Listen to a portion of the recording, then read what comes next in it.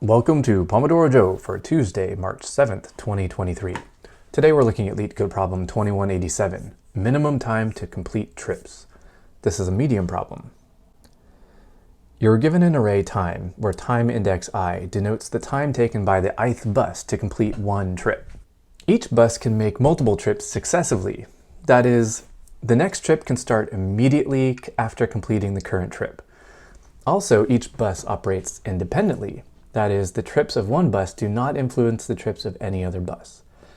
You are given an integer, total trips, which denotes the number of trips all buses should make in total. Return the minimum time required for all buses to complete at least total trips. Okay, that's a little bit confusing, so let's take a look at the example here. So we have buses that can make a trip in 1, 2, or 3 time units.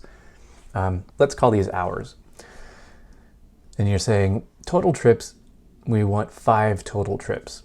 So if you took bus 1, you could do that in 5 hours. If you took bus 2, that would take 10 hours. If you took just bus 3, that would take 15 hours. So if you take a combination of them, let's see what they do here. So at time t1, the number of trips completed are 1, 0, 0, because the first bus can do it in 1 hour, but the other 2 can't. At time t2, the number of trips is 2, 1, 0, because the first bus does 2 trips in 2 hours. The second bus can do 1. At time t equals 3, the number of trips completed is 3, 1, 1, and that does add up to 5. So the minimum time needed for all buses to complete at least 5 trips is 3. Okay, so it's taking the accumulated trips of all the buses together to account for the number of trips we're looking for. All right. Here, we'll put 25 minutes on the Pomodoro timer and we will get started. So I think initially this kind of looks like a math problem where you can just take, the number of the time you're looking for divided by all the different times that the buses can take. You have trips on one side, the times and buses on the other side of the equation, and you can solve for that. Unfortunately, I don't think that works because we have very discrete values that we have to fit our answer into. So I think we actually want to follow this example and just brute force it. We'll just check time 1, 2, 3 and keep going on up until we find the right answer. All right, so we'll start with that and then we will optimize. Okay, so we'll have some result and we'll set it equal to, well, we don't know how long it's going to take, so let's just set it to infinite to start with. And we'll return the result at the end. Okay. So let's see, how do we brute force this? Well, let's define some function here that given a time, it will return the number of trips we can take in that time. So let's see, trips with time, and we'll take in some time t. All right, trips, we'll start it at 0, and we'll return our trips at the end. Okay, so then how do we calculate our trips? Well, for every bus, let's see, that's bus in time. How many trips can this bus do? Let's see, if the bus can do a trip in 2 minutes and we have a time of 10 minutes, then we can do 5 trips. That's time, 10, divided by 2, the amount of time it takes this bus to do the trip. All right, so we can say our trips is equal to our big T time divided by our bus time. It's going to be additive, so our trips is plus equals to time divided by bus time. All right, let's just clean that up a little bit. Okay, now here's the brute force part. So we'll actually set our result equal to 1. Let's see, can we have any 0 trips? Nope. We have to have at least 1 trip. All right, so our result can start at 1, and then we'll just keep incrementing our result until we get to the answer. All right, let's remove that result. We don't need that anymore. All right, we start our result at 1, and then we just say, while our trips with time is less than our total trips, we'll just increment our result, and then we'll return the result at the end.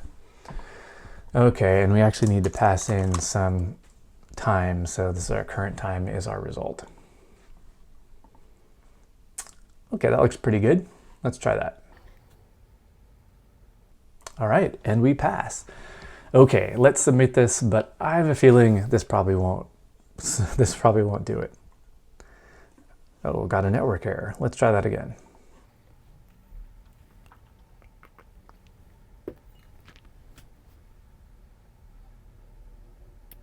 Wrong answer. Oh, this is why the math doesn't work. This needs to be an integer divide.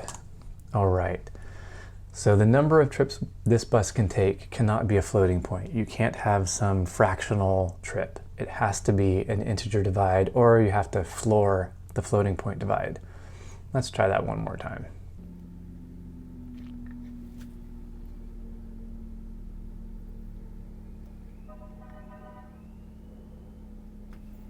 And the time limit is exceeded. We passed 62 out of 123 test cases, so we only get about halfway.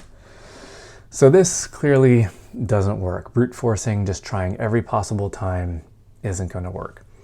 Now, maybe there's some other way we can do this. Well, we know that the minimum amount of time that we can take would be the quickest bus. Well, let's see, that's the minimum of our times. That's if there's only one trip. So this is like the minimal amount of time we could possibly take if the total number of trips is just one trip. Let's see if that helps us at all. But thinking about this before we submit, let's see, if we have a minimum amount of time, is there some maximum amount of time that we could possibly take? What if we had the slowest bus making all these trips? Now this becomes interesting. So let's change this result and we'll call this the minimum time, or the lower bound. Okay, so our lower bound of our time is going to be this minimum amount of time that it takes. And the upper bound, well, that's going to be the maximum time, the slowest possible bus times the total trips. So that's if we had the slowest bus making all the trips by itself. That's going to be our maximum amount of time. So these actually define some clear bounds. That makes this interesting. Let's see, this should be upper bound. Okay, now that we have an upper and lower bound, that makes this a little bit easier to think about. Maybe instead of just brute forcing all of the different times and checking them, what if we did a binary search? We have an upper and lower bound. The binary search, we split our boundary in two. So the upper bound and lower bound, this defines our search area. If we split that area in two, check the midpoint and see, do we have enough trips at the midpoint? If we don't, then we know we have to look at times that are higher than our midpoint, and we can essentially ignore anything lower than our midpoint. This allows us to cut our search area in half every step along the way. This is what defines a binary search. It also will run in a much better runtime than our current linear brute force search here. Okay, so how do we do a binary search? So the binary search will have the upper bound and lower bound. So while our upper bound is greater than our lower bound, greater than or equal to. So binary search is something that does come up a lot in interviews. I would definitely recommend studying just a generic binary search algorithm. Once you sort of know the pattern, it becomes a little bit easier to recreate every time you come across a problem like this. So essentially we're going to have our upper bound and our lower bound. And while the upper bound is greater than our lower bound, we keep searching. And first thing we need to do in our binary search is we need to split our search area into two pieces by finding the midpoint. Now, I like to do the midpoint as the lower bound plus half of the range. And so how do you find half of the range? That's just going to be our upper bound minus the lower bound. And then divide that whole thing by 2, an integer divide by 2. Okay, so we find our lower bound and we add half of the range of our search area. That gives us our midpoint.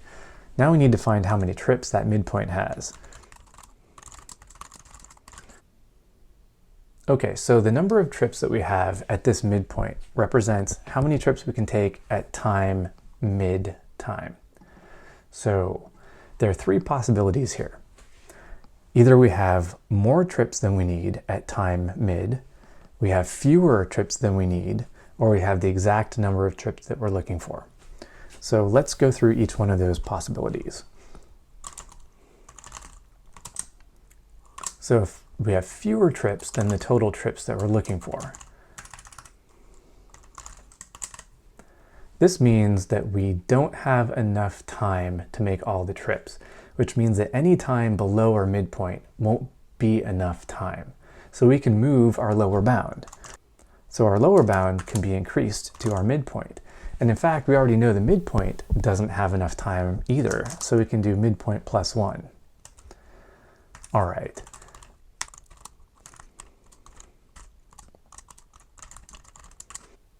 The other possibility is that the trips that we have at this point are greater than the total number of trips that we're looking for, which means that we've gone too far. We actually can dial back. So we can set our upper bound now to our midpoint. In fact, we can do midpoint minus 1, just as we did with the lower bound.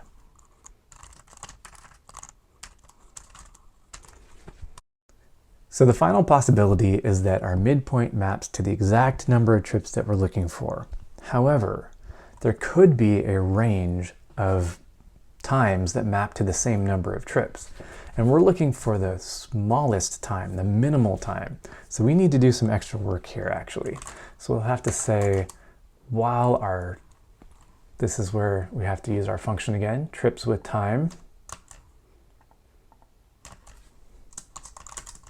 So we have to keep decreasing our midpoint until we find the lowest midpoint that has this time.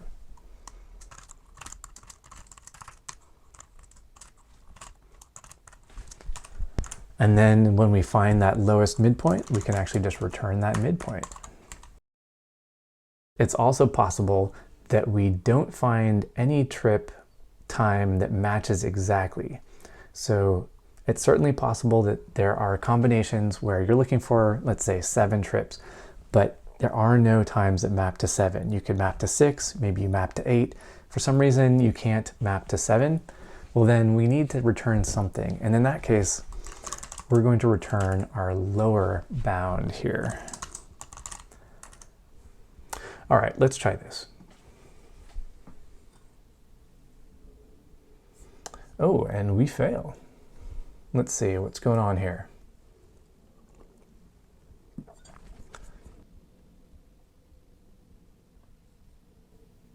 Oh, right, because we've actually overshot by 1 here. So because we are basically going until we are outside of the range that we're looking for, we actually need to add 1 back into this. That was my bad. All right, that passes. Let's submit this. Okay, and we do pass. Although we're only beating 35% for runtime and 20% for memory. So let's see what else we can do to make this better. All right. So what can we do to fix this? All right. So one thing we're doing here is we're going through a binary search until we hit some condition in which we suddenly pivot and do this linear search. Let's see if we can eliminate this linear search. So let's get rid of this. Let's just do a binary search. Oh, and that reveals that I had this extra return I didn't need. All right. So then without that last piece, how do we solve this? So if it's less than the total number of trips, then we'll increment and go up. If it's greater than the total number of trips, then we'll drop our upper bound down. Now we want to make sure that we're always including at least the minimum number of trips. So our upper bound will always have at least the minimum number of trips, where our lower bound could end up having not enough trips. So if we just set every time we move our upper bound, let's just set our result equal to this upper bound.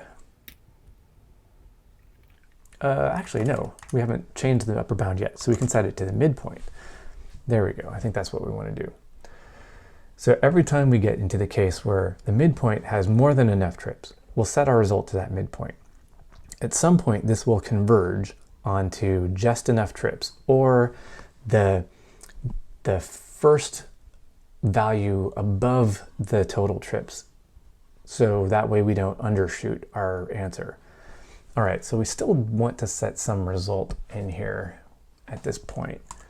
So let's see, we still need some result. We'll set it to 0, and then out here we'll return our result. Okay. This seems a little bit weird. I get it. I'd say try to think about this a little bit. It's kind of a strange thing to do, but it's the way to solve that linear search at the end. We definitely want to have at least enough trips. If we overshoot, that's okay, as long as it's still the minimum overshoot. All right, let's try that. Else if. Oh, I don't even need an if here. I just have else. Right, there we go. So that actually saves us a conditional too. Okay, let's submit this and see if we get any better. All right, and we do better. We get 96% for memory, which is awesome, but only 44% for runtime. Let's see if there are things that we can do here. Well, I see a couple things that we could do. The first one is we could find better bounds. Now, I'll leave that as an exercise to you because there are different ways to find these bounds. Right now, I'm just casting a wide net.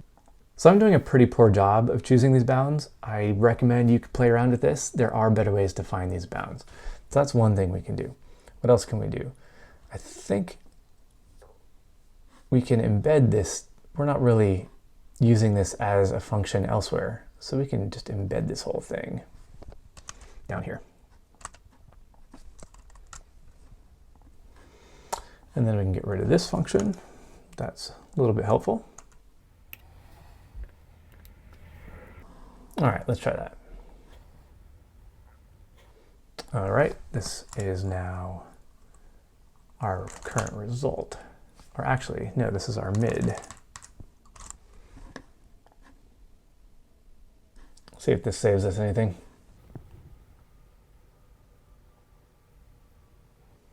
52%, a little bit. All right. So I think our real savings are going to be in choosing better bounds. Let's see if we can find some better bounds. Well, let's see. The max time, this could actually be reduced. Our upper bound, if we took the slowest bus and did the total number of trips, that is way too slow. We could take the fastest bus and do the same number of trips. So that's actually our lower bound here.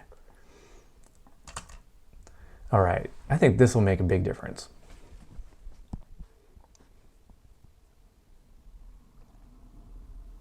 All right, now we are up to 84% for runtime. Our memory takes a hit, but that's okay. 84% for runtime, that's pretty good. Okay, now let's see, there are other things that we could do here. We could find a better upper bound by essentially, actually, I'll leave that to you. You guys can figure out how to find a better upper bound. Okay, I think that's the best I can do on this one for today. I think one last thing we could try here. There is another way to calculate this. It's a little bit more confusing, so I generally don't do it when I have examples like this. But we could do this.